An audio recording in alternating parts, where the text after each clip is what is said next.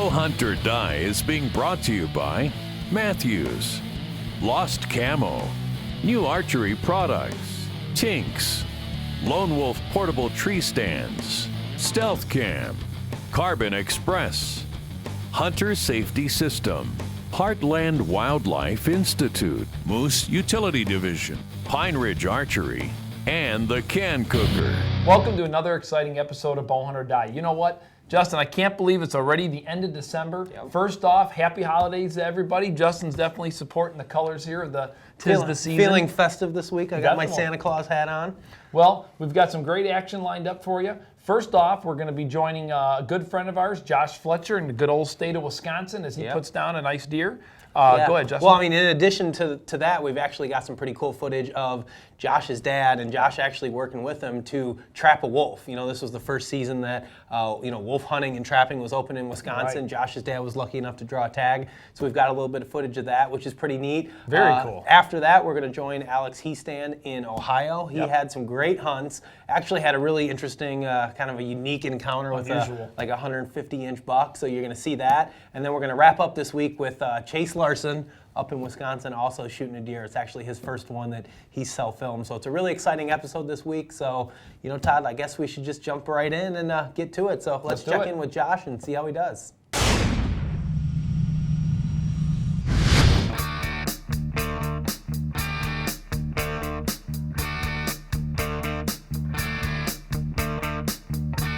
Well, I'll start with any trapping. You have to be scent free. No touching traps with bare hands ever. The traps have been boiled in a black dye. Now we're going to put some in the pail, and hopefully the pails don't stink. Try to get pails that are weathered and don't have anything in them. This is a grapple in case they break loose. This is a number 3 trap. It's large for a fox and small for a wolf. And this is the new staking method. Instead of a steel stake, you pound this in the ground. And what we do is this. It goes inside like that. We want to flip it over that way, so we're going to drive this one in this way.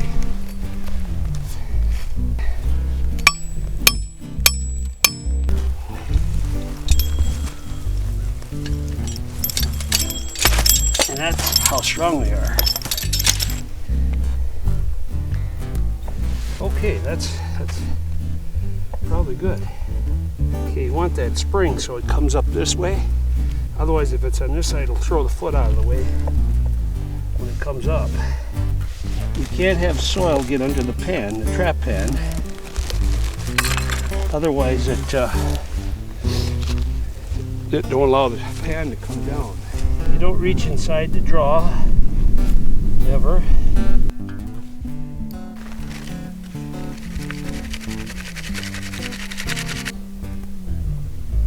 We take a piece of wool and put our bait on a piece of wool because the wool holds the scent. And we have a hole that's at least 6 inches deep. We don't want them to easily get it out. They have to work to get it out. Well, it's time to go in and check our traps and see what we did last night. Expect a coyote at least today. So let's go do the one down this road.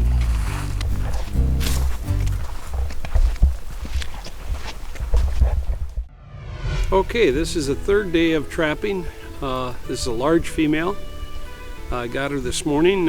She was in one of my last sets after I had about 10 traps out. I got one left to check yet. But it was about a mile walk into the trap, one of my farthest in off the road here.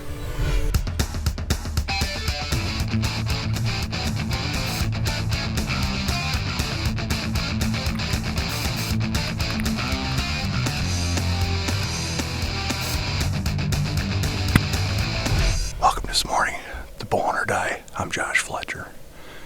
Set up here this morning, hunting back in central Wisconsin. just got done actually yesterday. Helped my dad trap his very first Wisconsin wolf. Great big wolf out in Black River State Forest, Black River Falls in western Wisconsin. Came back home last night, got in a tree stand this morning. So we're sitting here, we're on a little oak island. I got a little finger point that comes out. And then there's some jack pine. And it's essentially just a thoroughfare or a funnel. Nice pinch for him to come through. I got the Tink's decoy set up here. It is November 5th, 6th. I think it's maybe the 6th. I don't know, it's been, I'm not complaining, but I've been in the woods for so long, I don't remember what day it is anymore. If I ain't hunting wolves, I'm hunting bucks now, so the rut is in full swing. We're gonna just sit tight here, see what comes by. Got the decoy, like I said, set up. Should be starting to cruise pretty soon here. Good moon phase coming up right here. Let's sit her tight.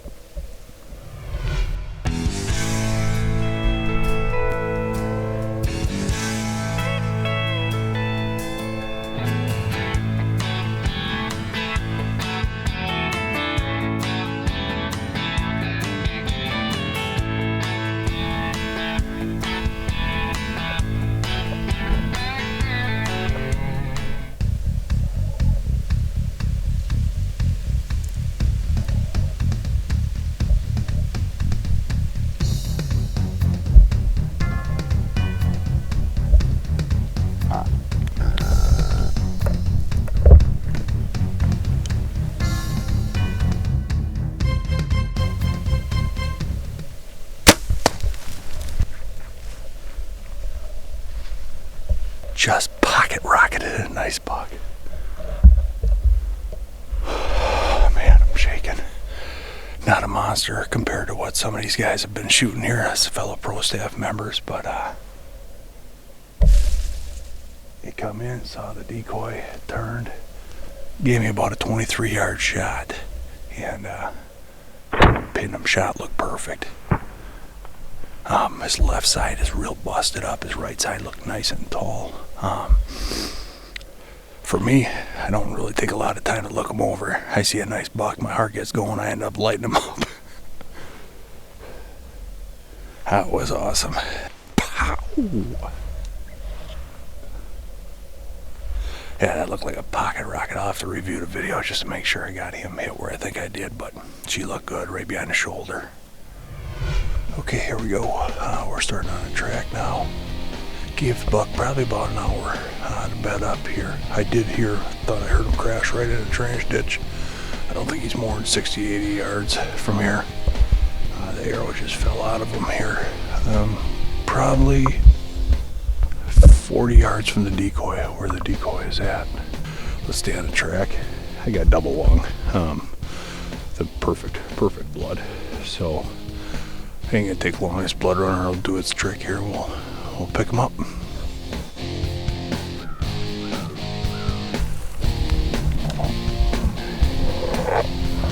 All right, taking up the blood trail. He actually went a lot further than I thought.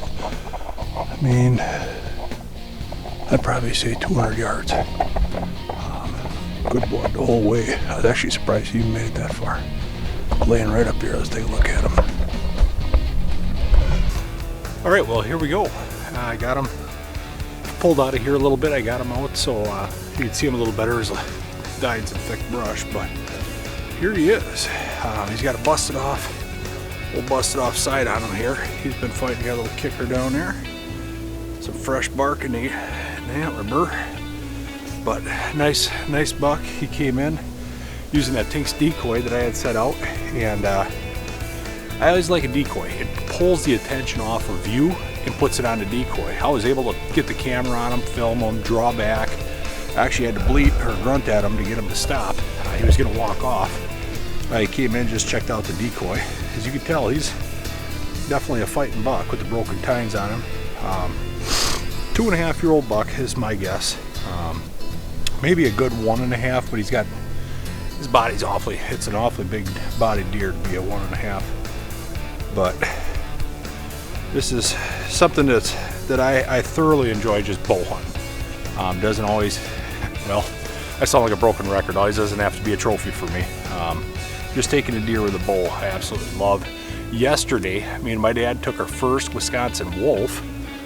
Came back from Black River State Forest and got in a tree stand this morning, and this guy come into the decoy. He probably ran about 200 yards. Perfect shot right behind the shoulder. Double lunged him. He didn't go, like I said, more than 200 yards, and he ended up piling up. Like I said, it's been a slow season, and for me, just getting an opportunity to get out here, take a nice buck is well worth it. There's definitely bigger here. Wisconsin is no stranger to big Midwestern whitetails, but for me, it's all about having fun, and this is it right here. You know, it's not the first time that you've seen our pro staff members pull out the buck decoys. I'll tell you what, there's a certain time of the year when they're deadly and they work great. In this case, that buck came right in. Josh didn't waste any time at all and filled his Wisconsin tag. One thing I have to admit is I sure enjoyed seeing that footage of Josh and his dad and all the trapping they did for wolves. How cool is that? That's a very lucky draw. Next up, we're going to join Alex Hiestand down in Ohio for a really unique buck encounter.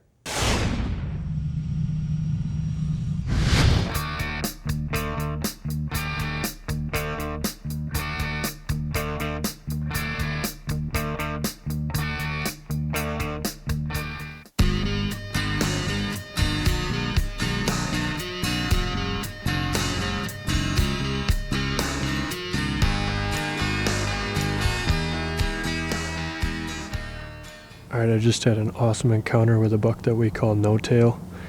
He was following a doe on the edge of the field, and I thought they were working their way right in to give me about a 40-yard shot, but she stopped and turned around and went back where they came from. But I hit him with a rangefinder, and they were only about 65, so it's only day 2.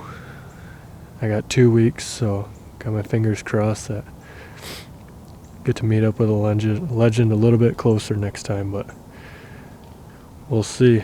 Time will tell whether the story ends here or how it's going to play out. All right, it's Thursday, November 8th, so I'm going to head back into that stand again now, and got my fingers crossed that they're moving again like they normally do, and the girls are coming down in a couple of days, so I'm running out of time to fill my tag before I'm carrying the camera again. So we'll see what happens this morning, and if they're on their feet, hopefully I'll get lucky.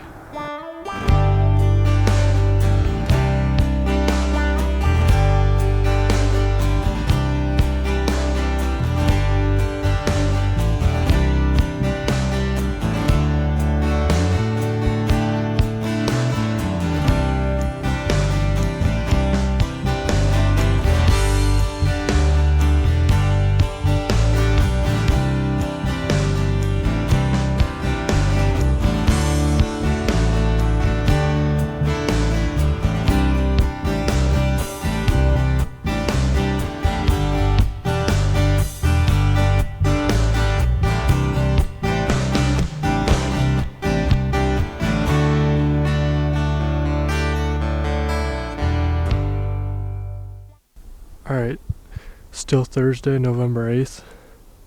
I just lowered my bow out of the stand. My dad called me on the phone and said that he thought that he had 2 bucks locked up over by him. And there, I just gotta get over here right now, he says. So I'm on my way, and hopefully the next time I turn the camera on, there's gonna be a big buck in front of me.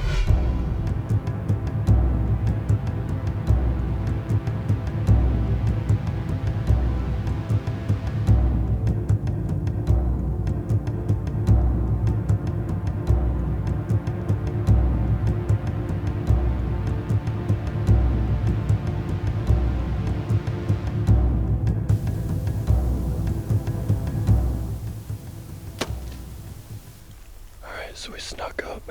He acted like he was gonna get up. I took a shot through some brush. After I took the shot on him, we kind of figured that he wasn't locked up, he's paralyzed. So my arrow didn't make it through the brush, stuck in the dirt. We knew he wasn't going anywhere, so I went through the creek, got over here and just took a shot to kind of finish him off, put him out of his misery. But if we had to guess, the other buck he was fighting with probably broke his neck, but at least he didn't have to suffer real long. it's a part of nature. November 8th, down in Ohio on the lease. This is our 6th day of hunting, and my dad sent me a text message saying that he had 2 bucks locked up. So I lowered my bow down, grabbed my camera, and I ran across the entire farm to get over here. When we could see him through the brush, there was actually only one of them left, so we think the other one got loose and took off, but this one, if we had to guess, he had broke his spine and he couldn't get up. So I crossed the creek, got in close, and took a shot at him to finish him off, put him out of his misery. It's a part of nature. Hate to see a deer suffer like that, but at least we were here to finish him off. You know, as bow hunters, when we set out in the woods, that's not exactly the hunt that we picture in our minds. You know, we always want that hot doe to drag a monster buck behind her and make a perfect shot, but let's face it, that doesn't always happen. I mean, it's not very often that you get a call from somebody saying, hey, I got 2 bucks locked up over here. You know, Alex got down from his stand. By the time he got over there, the 1 buck was gone. Obviously, the buck he shot was still there. The deer was paralyzed. You know, Alex didn't know it at the time. He thought maybe the deer was just tired from fighting. You know, he snuck up to that deer, got an arrow into it, and at the end of the day, he went home with a 150-inch deer in the back of the truck. I mean, like I said, it's probably not optimal. It's not what we all want, but at this point in my season, I know I'd certainly take it. Congratulations to Alex. That was a really neat hunt. Now, next up, we're going to head up to Wisconsin. We're going to check in with Chase Larson and see how he's been doing. Okay,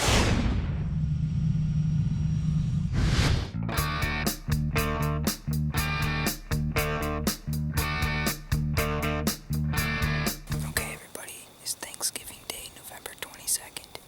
We have a slight breeze, and I'm in here on the 40-acre parcel of land right down the road from our house. We had 7 deer in here last night, but none of them gave us a shot, so we're going to try this again tonight, and hopefully we can get a shot with the bow. Hopefully we can get it done. So stay tuned and bow hunt or die.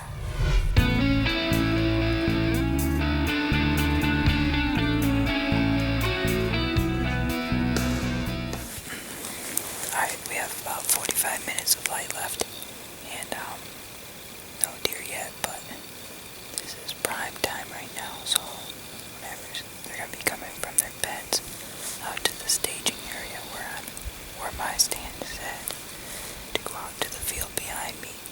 So we'll see what happens here in the next 30-45 minutes, and hopefully we can get something on the ground.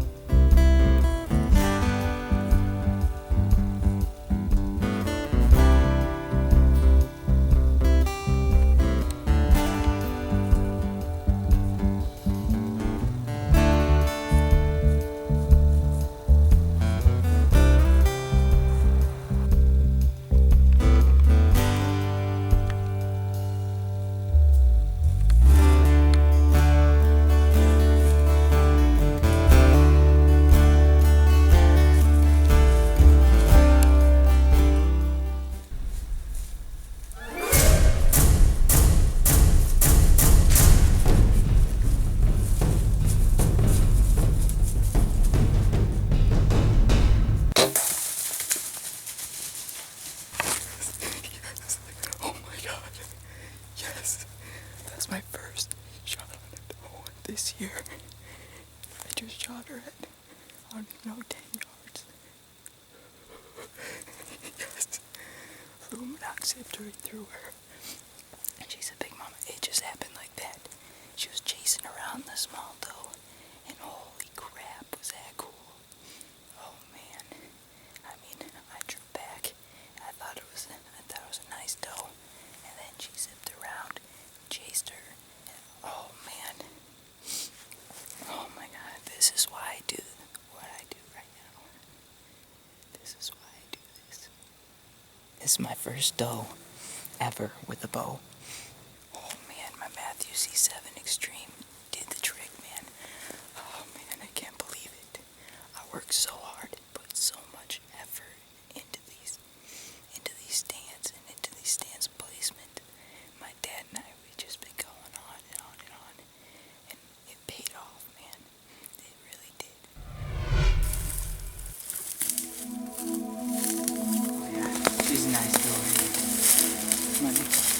probably went about 50 yards or so, and she piled up, and as you can see, the kill zone did its job tonight. Just an overall great hunt. It just happened split second and managed to get it all on film, and it's my first self-filmed hunt, and we put a lot of hours into this and a lot of time and effort, and it paid off. And to have my dad here with me and my whole family to, you know, I just experience this together, and making memories is just an awesome thing. That's it for me, and bow hunt or die. Well, that was another great hunt from Chase Larson and his dad, Todd. You know, it's great to see a father-son team out there getting it done, enjoying the time that they get to spend in the woods together. And it was really neat to see Chase self-film himself harvest that doe. I mean, the footage was perfect. The lighted knock was, you know, just awesome, made that footage great. So congratulations to Chase. You know, I know it's not a giant buck, but as you could tell, he was extremely excited. So congratulations to him. Another great hunt. As always, we'd like to thank the people who took the time to send in their trophy photos. Tim Billett, Miles Dykeman, Scott Smith, Chris Cedars, Matt Budwick. If you'd like to see yourself right here on Bow Hunt or Die, make sure you go to our website, bowhunting.com, and submit your photos. Well, guys, that's all the hunting action we've got for this week's show. Now, one thing we got to talk about is this giant storm moving across the U.S. right now. A lot of snow, cold temperatures, wind. I mean, basically everything that you need to drive these deer to your food plots. If you're a late season hunter, this is definitely the weather you're looking for. And really, it's the weather, Todd, that we didn't get last year that made, you know, late season so difficult. We're finally getting it this year. So, I mean, I know you got some food plots out there. Hopefully those deer are going to be, you know, hitting that food pretty hard. Yeah, I mean, you know, the trail cameras that I have, honestly, the activity on the food plots just have not been what I've expected. You know, the temperatures are warm. They just have so many options available to them to be able to browse for food just about anywhere. So this is the kind of stuff you need where those deer know where the concentration of food is. And you know what? We get the snow that they're talking about, and we get these cold winds and cold weather. This is going to be perfect. Yeah, it should hopefully be a great weekend. Obviously, we got Christmas time coming up, so, you know, family obligations, people traveling. If you can manage to get out, it should be crimping me. It's crimping me up a little bit. Should be a good weekend. I'm probably going to get out here for a couple hunts. Hopefully the deer are hitting those winter wheat fields this weekend once the snow flies. So you guys are going to definitely want to check in next week, Bow Hunt or Die. We've got some more great bow hunting action for you. We've got a few does that get shot. We've got some awesome buck encounters that we, you know, weren't able to show you guys earlier in the season. So be sure to check back next week. We've got some more great bow hunting action for you. In the meantime, don't forget to check out facebook.com/bowhunting for daily updates, news, photos, and other exciting information. We want to hear your opinions and your stories, so join us now and like us on Facebook. You know, that was another great hunt from Chase Larson and his Todd dad.